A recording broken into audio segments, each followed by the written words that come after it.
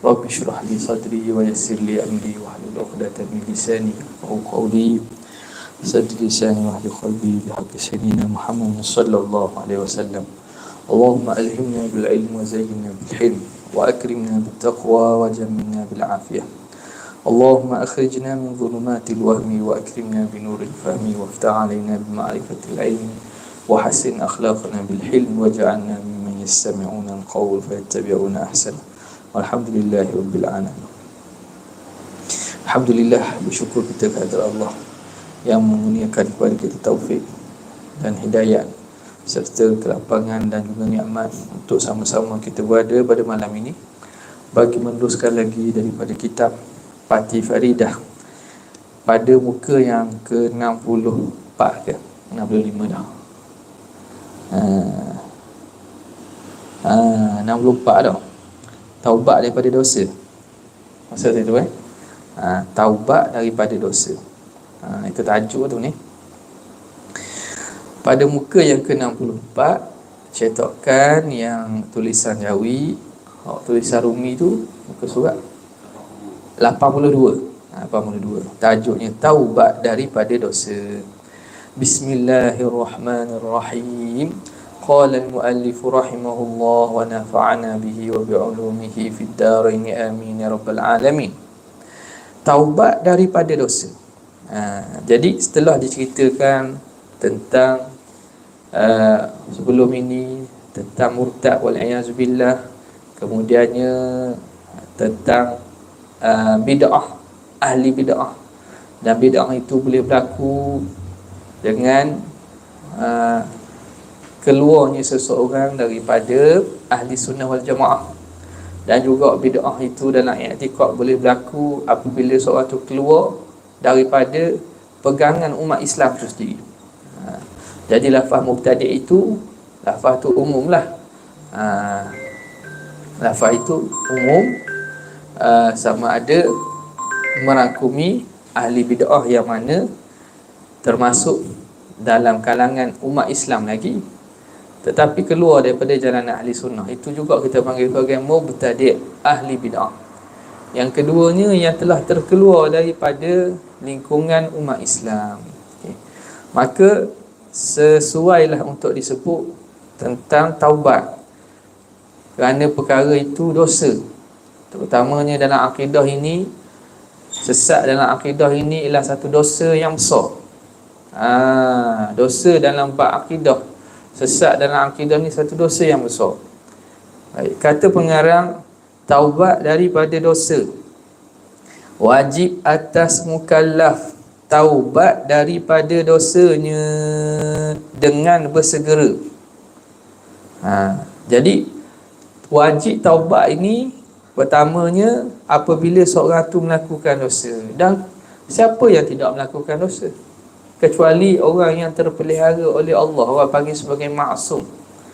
Man dhalladhi ma sa'aqat wa man lahul husna faqad Muhammadul hadi alladhi alaihi Jibril habat. Man dhalladhi ma sa'aqat, siapa yang tak pernah melakukan dosa? Wa man lahul husna faqad, siapa yang hanya buat kebaikan saja?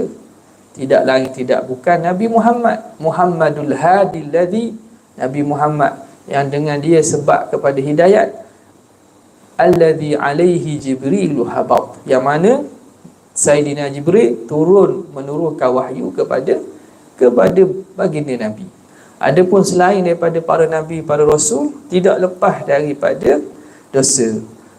Paling kurang pun dosa lalai.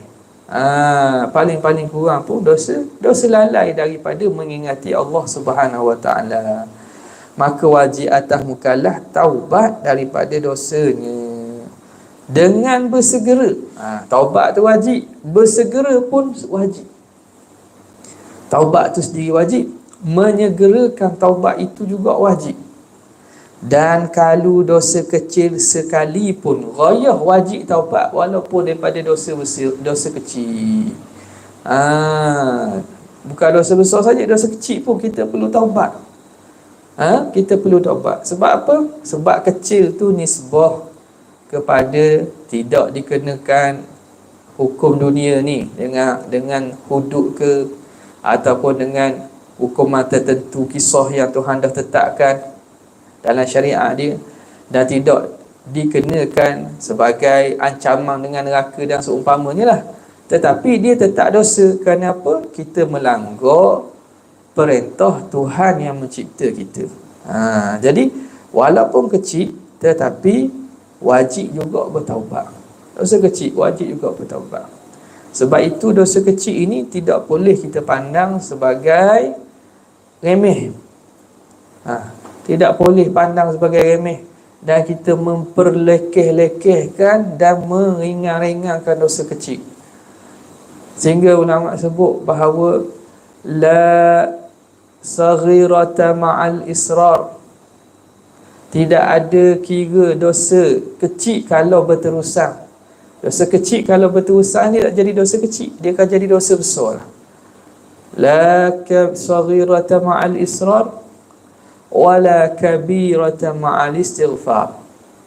Dan tidak ada dosa besar kalau seseorang itu istighfar dan bertaubat kepada Allah.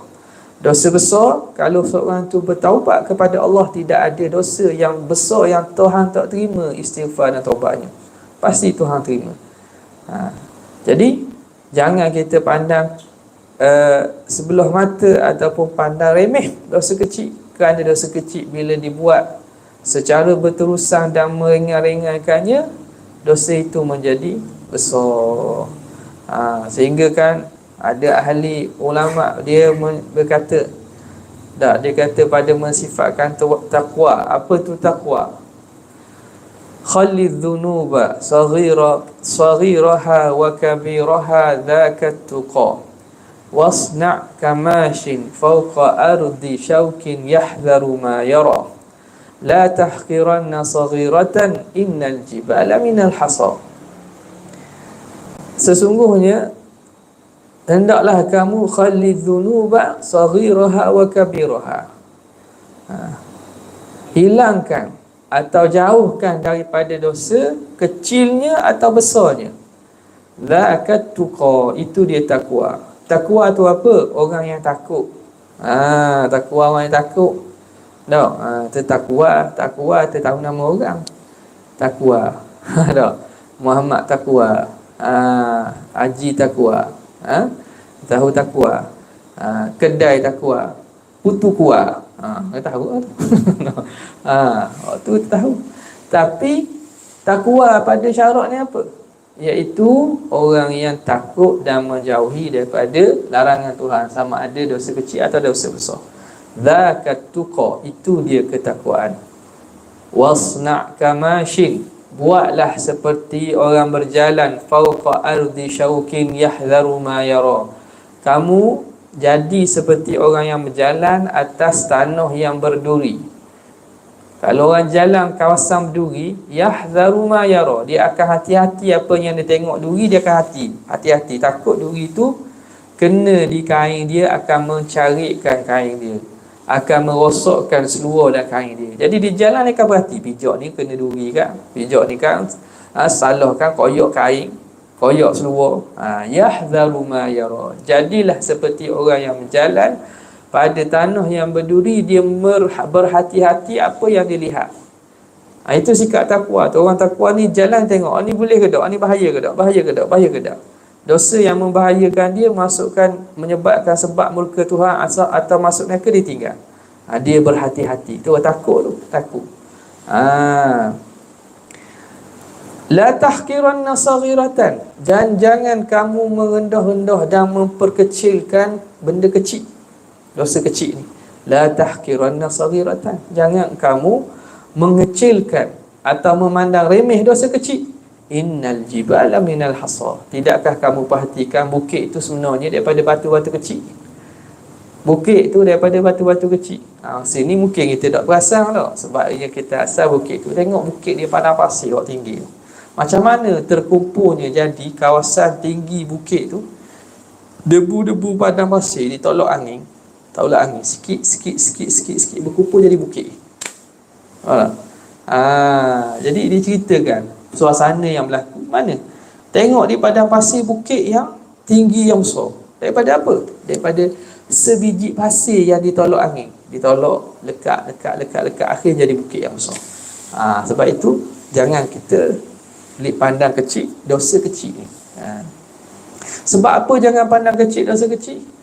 Kerana besar Tuhan yang kita melakukan salah tu. Tuhan yang kita derhakai itu tak kecil. Tuhan Maha Besar. Dosa kecil itu kita buat dosa pada siapa? Buat dosa kepada Tuhan yang Maha Besar, Tuhan yang Maha Agung. Jadi tak ada kecil lah. Tak ada kecil nisbah kepada pelaku kita buat salah pada siapa. Okey. Jadi katanya, dan kalau dosa kecil sekalipun wajib taubat. Kemudiannya apa yang berlaku? Kalaulah kita kembali balik, tengok dia kata, dan tidak binasa taubat yang dahulu apabila kembali kerja dosa pula. Ni kena faham juga masalah bagaimana kita nak muamalat dalam ilmu tasawuf ni. Kena tahu dan kena mengaji, selok-belok dia, supaya kita tidak termakan dan terjerat dengan jeratan syaitan, dengan umpan syaitan. Dia kata tidak binasa taubat dahulu apabila kembali kerja dosa pula. Kita taubat dah daripada satu dosa tu, syaratnya taubat dia akan sebut lagi lah. Taubat yang betul-betul cukup syarat. Jadi kita buat dah taubat tersebut cukup syarat je, Allah Ta'ala terima. Tiba-tiba berlaku pula dosa yang sama. Adakah taubat kita tu terbatal? Adakah kita dikira mempersia-sia dan mempermain-mainkan taubat kita? Tak. Bahkan taubat yang dulu tu bila cukup syarat sah, dan kita dikira orang yang at-taibu minadz dzambi, orang yang telah kembali daripada melakukan dosa dengan bertaubat. Orang yang bertaubat daripada dosa kaman la dzambalah, Nabi sebut seperti orang yang tak ada dosa. Bila kita dah taubat, seakan Allah Ta'ala hapuskan dosa-dosa kita. Berlaku dosa yang sama pula. Taubat dulu tetap sah, dan dia tidak menyebabkan dosa dulu jadi makna kita kata ada semula. Tak. Hak selesai dah. Bahkan wajib taubat jua pula dosa itu. Dah baru berlaku ni, taubat baru pula. Yang baru berlaku ni memerlukan taubat yang baru pula. Dah adakah gitu kita banyak kali lah gitu dah minta apa dengan Tuhan, tiba-tiba buat pula. Minta apa dengan Tuhan, buat pula banyak kali. Dah kita bermain-main ke dengan taubat? Dah. Selama mana seseorang itu dalam keadaan betul-betul taubat. Jangan main-main. Kalau main-main taubat tak boleh lah. Dah. Kalau main-main taubat dengan dia kata aku nak taubat tapi nak buat pula. Hal tu tak sah taubat dia. Sebabnya dia telah azam untuk buat apa yang dia sepatutnya tinggalkan. Syarat taubat kan berazam tidak kembali melakukan dosa tersebut. Jadi walaupun banyak kali berulang-ulang itu tidak menyebabkan taubat dia itu tidak sah. Ini yang kadang-kadang bila orang tidak faham, dia kata kalau taubat awal-awal ni muda kat gigi buat pula. Tunggulah dulu. Tunggu kita isah betul-betul. Tunggu pergi haji dulu. Tunggu kita pergi umrah doa depan Kaabah. Tunggu. Ini kadang-kadang syaitan cuba dia ajar kepada kita, dia umpan kita. Dia umpan kita, dia nak helah kita. Dia kata taubat apa kat gini buat pula. Sabar dulu. Tahun depan pergi umrah ni, atau tahun depan pergi haji ni. Situlah taubat. Kalau taubat awal-awal kan Tuhan kat gini buat pula. Bermain-main dengan taubat. Tengok. Jadi sebenarnya kita telah terjerat dengan tipu daya syaitan, umpan syaitan. Syaitan tujuannya untuk tambuh anak Adam ni bertaubat. Nak suruh tangguh bertaubat. Bila tangguh bertaubat, dosa melewatkan taubat. Dosa pula tu. Lagi pula, andai kata dia duduk cadang-cadang, lepas peceng nak taubat, lepas peceng nak qada sembahyang, dan ni tak boleh lagi. Dan ni tengah sibuk, tengah kerja lagi. kerja pakar, kerja jawatan, kerja lagi keuntungan. Tak boleh tak ada ni. Tunggulah dulu, taubat lepas habis kerja, lepas beceng. Rupanya tak ada beceng. Tak ada beceng kerja, dia beceng dulu. Nampak tak? Tak ada beceng kerja. Jadi bahaya kau tu. Sebab apa? Sebab dia tak faham bahawa konsep taubat ini dia tidak jadi batal walaupun orang tu kembali melakukan dengan syarat dia taubat betul-betul. Berlaku semula tu tak ada masalah. Sebab itu dalam Al-Quranul Karim Allah Subhanahu Wa Taala bila menceritakan dan memuji orang yang bertaubat, Tuhan guna sirah fa'al. Innallaha yuhibbut tawwabin. At-tawwab, fa'al. Tawab ni sirah mubalaghah. Maksudnya orang yang banyak bertaubat. Sesungguhnya Allah Ta'ala menyukai at-tawwabin, orang-orang yang banyak bertaubat. Apa makna banyak bertaubat? Dia setiap kali buat, dia taubat kepada Allah. Kalau berlaku pula, dia taubat kepada Allah. Kalau berlaku pula, taubat kepada Allah. Jadi di sini Tuhan gunakan sirah tawwabin sebab apa? Sebab Tuhan tahu bahawa manusia ini tidak lekang daripada dosa. Cumanya dia kena selalu basuh dan juga kafarahkan dengan taubat. Dengan taubat. Dan juga amal soleh. Innal hasanati yuzhibna sayyi'at. Amal-amal kebajikan itu dia akan menghilangkan dosa-dosa yang kita lakukan sebelum ini. Baik. Jadi dia kata, dan tidak binasa taubat yang dahulu apabila kembali kerja dosa pula. Bahkan wajib taubat jua pula dosa itu. Wajib taubat lain pula dosa yang baru berlaku. Walaupun dosa yang sama. Dengan syarat taubat kita cukup rukun dan kita betul-betul nak tinggal. Baik. Sebab itu nak dapat taubah nasuha tu. Taubat yang ikhlas betul-betul suci tu payah. Sehingga bila Tuhan rezekikan, sebab itu orang minta doa, Allahumma rzuqna taubatan nasuha, berikan taubat nasuha. Nasuha macam mana tu? Nasuha ni sehingga orang tu dapat tinggal betul. Taubat yang betul-betul tu hak lain pun, taubat yang cukup syarat mana diterima lah. Tapi taubatan nasuha ni, bila Allah Ta'ala beri rezeki taubatan nasuha, dia dapat tinggal dosa tu, dia dapat tinggal maksiat tu, dan dia tidak akan kembali tu. Tu kadang payah tu yang orang berdoa minta taubat nasuha tu. Okey. Seterusnya, rukun taubat. Kata muallif rahimahullah, rukun taubat 3 perkara. Rukun taubat 3 perkara. Jadi apa berkaitan taubat ini dengan masalah akidah? Kalau kita tanya dah ni, taubat ni isu masalah, kita kata masalah hati lah, ataupun masalah daripada hukum syariat, dan juga yang berkait dengan tasawuf kan. Iaitu orang tu bertaubat daripada dosa-dosanya. Jadi hukumnya wajib. Apa kaitan dengan akidah ni? Kerana ada daripada dosa-dosa tersebut yang kita kata tadi bawa kepada kufur. Yang bawa kepada kufur, jika seorang itu taubat, Allah Ta'ala pasti terima, ni sepakat dengan ulama.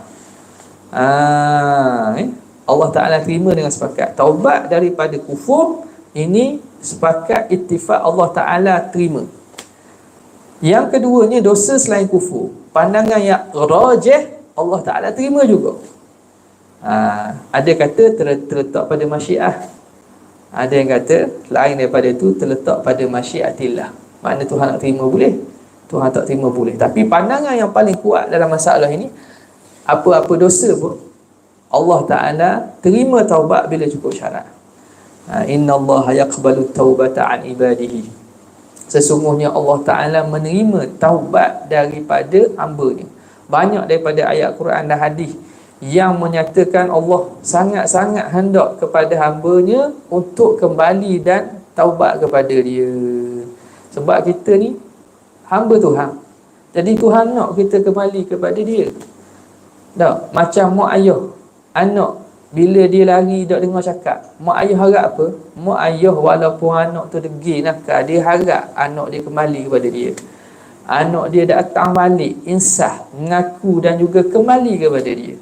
Ini mak ayah dengan anak. Allah Ta'ala lebih lagi rahmat, lebih lagi kasih daripada ibu kasih kepada anak. Lebih lagi kasih daripada ibu kasih kepada anak. Okay. Ada satu hari Nabi sama sahabat dia, saya tengok orang puang tu, dia buat apa? Buat roti. Lepas tu dia letak roti, lepas tu dia cium anak dia. Lepas tu dia ambil roti, dia cium anak dia. Anak kecil lah. Anak bukan pok. Pok dah buat gitu. Buat roti cium pok. Tak. Dia kata tak. Anak budak-budak. Biasa mak dia letak roti, lepas tu letak roti cium anak dia, ambil roti cium anak dia. Nabi kata, tidaklah kamu lihat bagaimana kasihnya ibu ni kepada anaknya. Lallahu arhamu bi'ibadihi min hadhihi fi waladihi. Sesungguhnya Allah lebih kasih hambelah, lebih kasih kepada hambanya daripada ibunya dengan anak dia. Nampak? Jadi apa nama ni? Pandangan yang kuatnya bahawa taubat ini Allah Ta'ala terima apabila cukup syarat dan ikhlas dilakukan. Okay. Ini nak tahu rukun taubat. Kata dia rukun taubat 3 perkara. Pertama, berhenti maksiat yang ia kerja. Kena berhenti dulu. Tak? Kalau tengah buat taubat, buat lagi tak jadi. Orang minum arak judi nak taubat pegang dah teruk. Pegang dah teruk nak taubat lagi, nak taubat. Taubat mana? Dia kena berhenti dulu.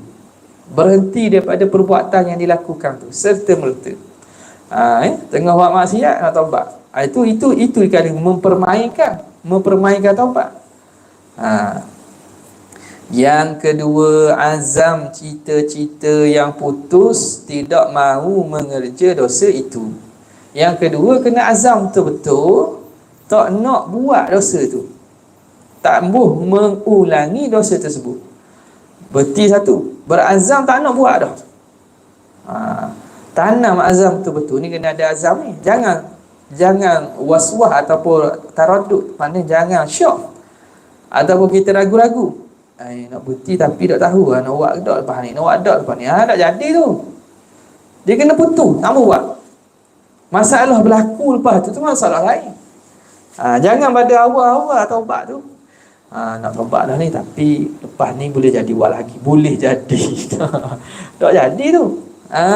Jangan. Ia kena azam tanam cita-cita yang putus, tidak mahu mengerja dosa itu. Dan yang ketiga, menyesal kerja dosa itu dengan sungguh sesal. Sesal, an-nadam. Dalam hadis sebut an-nadamu taubah. Nadam itu penyesalan tu taubat. Sesal ni maknanya rasa sesal, menyesal, rasa bersalah, rasa berdosa, rasa sesal. Kalau tak ada rasa sesal, dia tidak akan ada dorongan untuk taubat. Bahkan dalam hadis tu Nabi sebut an-nadamu taubah. Penyesalan tu taubat. Kenapa? Kerana penyesalan ini dia akan bawa kepada taubat. Jadi itu asas rukun bagi taubat. 3 rukun ni kena ada belaka. Dan inilah rukun taubat yang terbesar sekali. 3 ni. Nanti ada pula taubat yang melibatkan harta. Ada tambahan lain rukun. Taubat yang melibatkan hak orang. Maruah orang dia ada dia punya rukun lain. Tapi secara umum 3 ni kena ada. Terutamanya 3 ni yang berkait dengan dosa hamba dengan Allah yang tidak perlu qada. Kalau dosa hamba dengan Allah yang perlu pada qada, contohnya lah kalau tinggal perkara wajib. Tinggal perkara wajib, mana tinggal semayang. 3 ni kena ada dan kena qada, baru cukup. Sebab dalam Quran sebut faman taba wa aslaha Faman taba taubat wa aslaha. Islah tu kena ada. Islah ni makna baik pulih.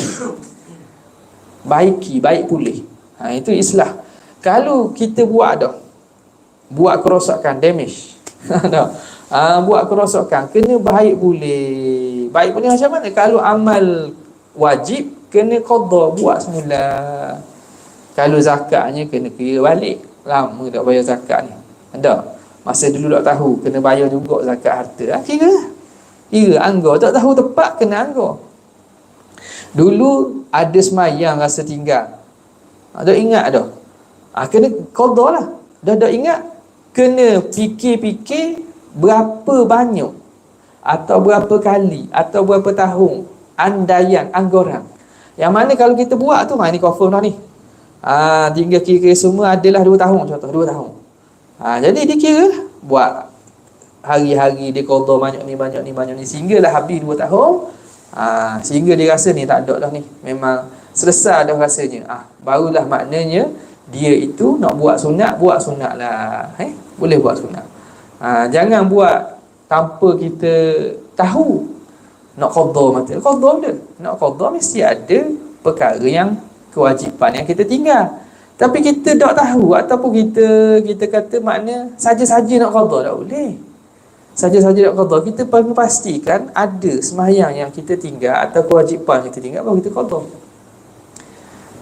Tanpa tahu, biar masa kosong banyak, kita qada je. Qada apa? Qada bagi benda yang kita tinggal. Kalau kita tidak ada yang tertinggal, maka kita buat solat sunat lah. Kerana solat sunat tu dia akan menampung kekurangan dalam amalan-amalan wajib. Bukan dengan cara kita saja-saja nak qada tanpa kita ada qada. Kita tak ada qada, kita saja-saja nak qada. Ada keluar rasanya dalam apa ni, ada viral dalam media sosial, dia kata tak apa, qada je. Qada je. Pas semayang kita qada je. Qada tu kalau orang dia qada. Kalau tak ada, dia buat amal sunat, sembahyang sunat. Okey. Baik. Jadi itu 3 ni. Dan kalau dosa itu bergantung dengan manusia, seperti bercuri dan lain-lain, dan berzina dengan isteri orang, maka baginya rukun yang keempat, iaitu menghantar balik umpama perkara yang dicuri, atau minta maaf daripada tuannya atau lakinya dengan tafsir satu-satu pada mazhab Syafi'i. Tengok ni. Dosa yang berkaitan dengan manusia pula. Pertamanya dosa melibatkan harta. Dia kata kalau dosa itu bergantung dengan manusia, jadi payah lalu lah. Kalau kata manusia payah. Sebab itu kalau dosa dengan Tuhan ni, Allah Maha Pemurah, Maha Pengampun, mudah. Ada huququllah mabniyun 'alal musamahah. Hak-hak Allah Ta'ala ni terbina atas musamahah ni, bermaaf-maaf. Pak, Allah Ta'ala mudah nak maaf. Dosa dengan Tuhan ni, Allah Ta'ala mudah maaf. Senang kita dengan Tuhan. Tuhan ni tuan kita, pencipta kita, senang. Tapi dosa dengan orang, wa huququl ibad mabniyun 'alal musyahah. Hak hamba ni terbina atas musyahah. Musyahah ni asalnya makna kedekut. Kedekut makna payah. Payah kira. Kedekut orang ni payah kira tak? Betul tak? Kalau kedekut bahasa kita lah, orang ni kedekut. Dekut tu dapat keras sangat. Macam wi atas wi atas depan muka tak? Wi atas kepala sungguh makna kedekut dah ada. Payah kira. Lembut sikit. Dia ni payah kira ni. Payah kira. Kalau pergi makan ni payah kira. Kalau ajak pergi jalan ni payah kira ni. Makna payah kira. Allah senang kira. Musamahah senang kira. Mudah-mudah senang kira. Allah Ta'ala senang kira dengan hamba dia. Dosa dengan Allah senang kira. Dosa dengan hamba mabniyun 'alal musyahah, dibina atas payah kira. Payah kira. Sebab apa? Sebab hamba manusia macam kita, bukan senang-senang nak lepas hak kita pada orang. Begitulah orang lain pun, bukan senang-senang nak beri hak dia pada kita. Tu payah kira tu. Jadi kalau melibatkan dosa dengan manusia, sebab itu melibat manusia ni jadi payah lalu. Payah lalu. Apatah lagi melibatkan darah. Melibatkan darah. Tengok. Kalau dia kata, dia bagi contoh seperti bercuri dan lain-lain. Tu contoh kalau melibatkan harta. Dan berzina dengan isteri orang. Tu contoh melibatkan maruah. Maka baginya rukun yang keempat. Nak tambah lagi. Apa dia? Iaitu sebelum lupa tadi, kalau mana-mana dosa yang ada kafarah, maka dia ada tambah lagi lah. Islah itu maksudnya qada. Kalau betul ada kafarah, kena bayar kafarah. Kafarah kena bayar kafarahnya. Jadi kena tengoklah tu. Islah tu umum, sama ada dengan cara apa? Dengan cara dia qada balik, ataupun dengan cara kafarah kalau benda itu ada kafarahnya. Jadi hak ni kalau melibatkan harta, maka baginya rukun yang keempat, iaitu menghantar balik umpama perkara yang dicuri. Kalau curi barang, puyuk tembaga, ambil dah atur. Tuan ni tak reda curi tu. Nampak tak? Dak atur lagi. Dulu nak puluh, buat beras puluh, nak makan puluh, dak atur. Ataupun nak kenduri pinjam. Kalau pinjam dak atur tu, kalau pinjam ada izin. Ada izin lain cerita ni, tak ada izin, ambil senyap-senyap. Kalau ada izin tu dak panggil lah curi tak? Ni tanpa izin. Maka kena hantar balik lah. Hantar balik. Pulangkan balik. Kalau benda tu ada, benda sama. Puyuk belanga ada lagi, atau puyuk belanga tu. Kalau tak ada. Kita masa tu jual dah puyuk belanga tu.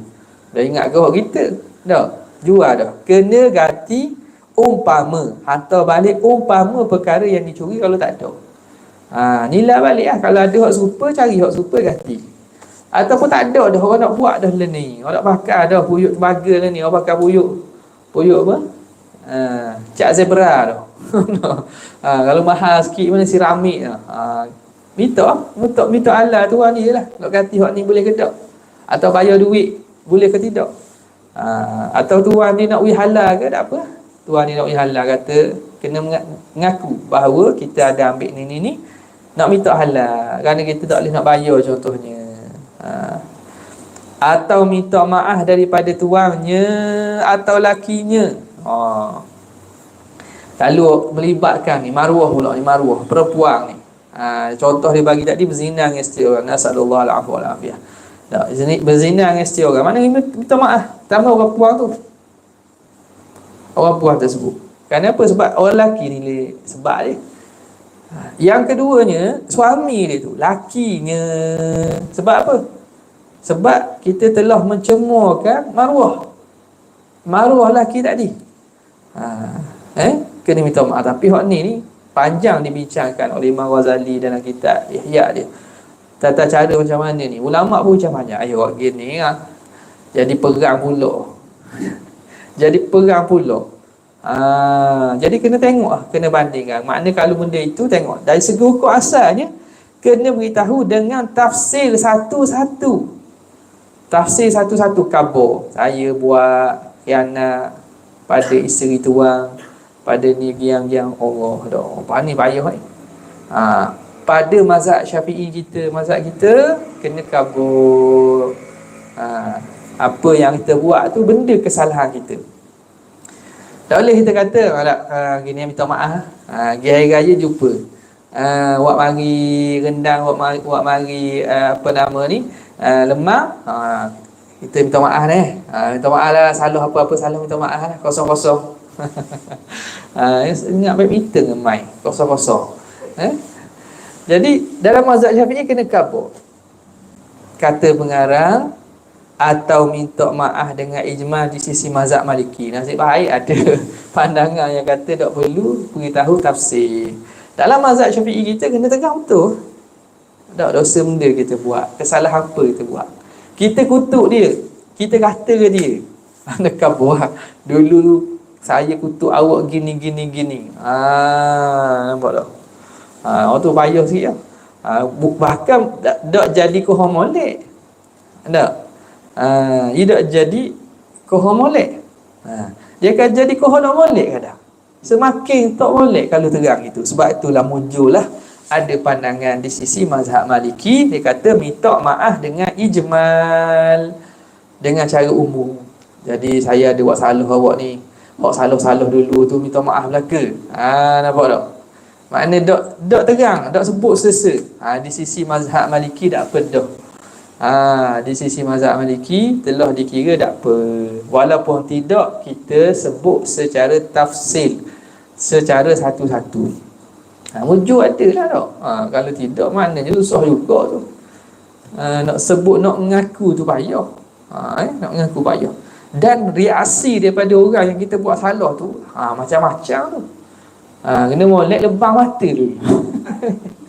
Lebam mata. Tak? Tujuan niat baik lebam mata. Biasa gitulah. Sebab itulah jadi kalau rasa tu bolehlah taklid kepada mazhab Maliki ni, minta maaf dengan ijmal. Ijmal ni makna secara umum, secara pukal, secara borong, secara umum itu. Baik. Kemudian kata pengarang rahimahullahu ta'ala, orang mati belum taubat. Syak dah tak ke tak? Berapa minit? Syak dah? Orang mati belum taubat. Wallahu ta'ala ala wa alam. Sekadar tu pada ini. Wabillahi taufiq wa hidayah. Assalamualaikum warahmatullahi wabarakatuh. Ada soalan?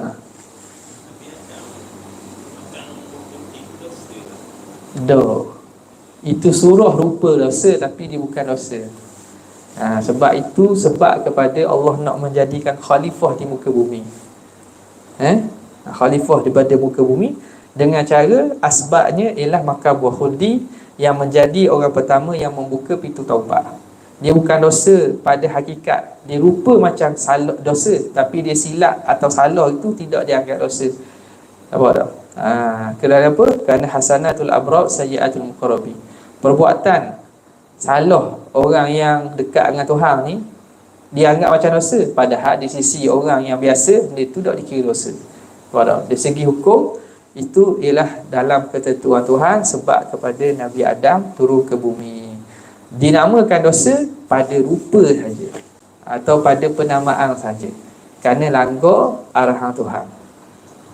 Dosa tak berlaku lagi sebab apa? Belum ada taklif di muka bumi lagi. Kan itu di dalam syurga.